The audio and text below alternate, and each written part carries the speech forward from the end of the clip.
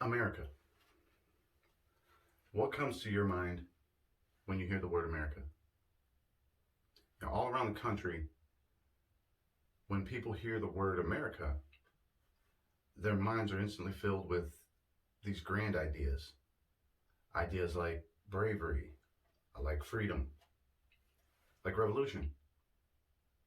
When thinking of America in this context and these kind of ideas, it would be remiss to not think about the men and women from our history who gave these words and these ideas value, gave them substance. You know, they worked together for a common goal, be that for freedom or revolution. But they did it all with an impending sense of fear that was a driving force for them. This fear was the fear of failure. You know, when thinking of failure in this way, I'm reminded of a quote from Nelson Mandela.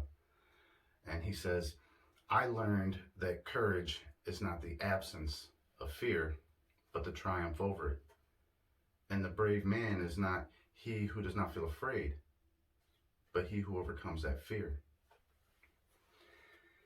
Today in America, however, we're facing a problem with our youth in that we give out participation trophies to our youth in everything that they do.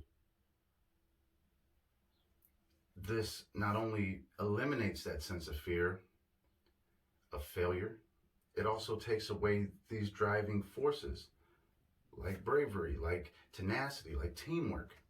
Because if you come in and you have no sense of fear where everybody wins, regardless of what you do, whether you do nothing, you're going to be praised just as much as those that go that extra mile to be great.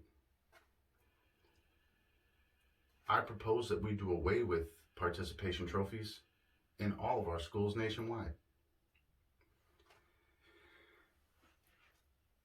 There's a sports psychologist, his name's Dan Gould, he works with ESPN, and when he was asked about the idea of participation trophies, he said, for rewards to work, they need to be earned.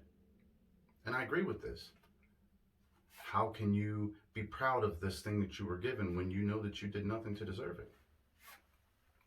Could you imagine going to a Super Bowl or an NBA Finals or a World Series where they knew they were going to win before the game ever started?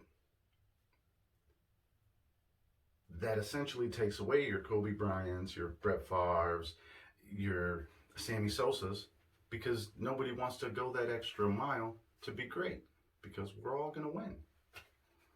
You know, there's a linebacker for the Pittsburgh Steelers, his name's James Harrison. When he was asked about participation trophies in his children, he said that he supports his children and he praises them and has a wall for their trophies when they bring a trophy home. He said that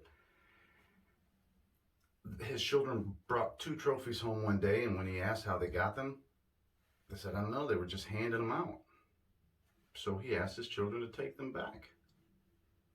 I believe that that was the right thing to do, because it instills in them a sense that there's no reason to get rewarded for doing nothing. Where does greatness come from that? This doesn't only affect sports, it affects academics. They're giving away participation trophies in spelling bees, in science fairs, and this overall lowers the country's GPA. It has placed us behind the technology curve of other countries when we used to be the leader in these things. To get an idea of how well my solution to this problem will work, all we have to do is look at the past. Look at what the great minds of the men and women who made our country great, how that made our country great. It was that sense of fear. To be more current, if you look into the smartest or youngest of our age right now, none of them come from our country. For example, the youngest doctor is a young man from India. Um, the youngest child genius is a young man from Korea. The leader in engineering is an engineer from Australia. All of these countries don't particularly subscribe to the idea of participation trophies. And in some cases, they even look down on it. So I would like to end this with a quote that I came up with in regards to this and say, greatness cannot be found simply in participation. To be great, one must understand that participation alone is never a measure of greatness, but merely the first step in becoming great. Thank you.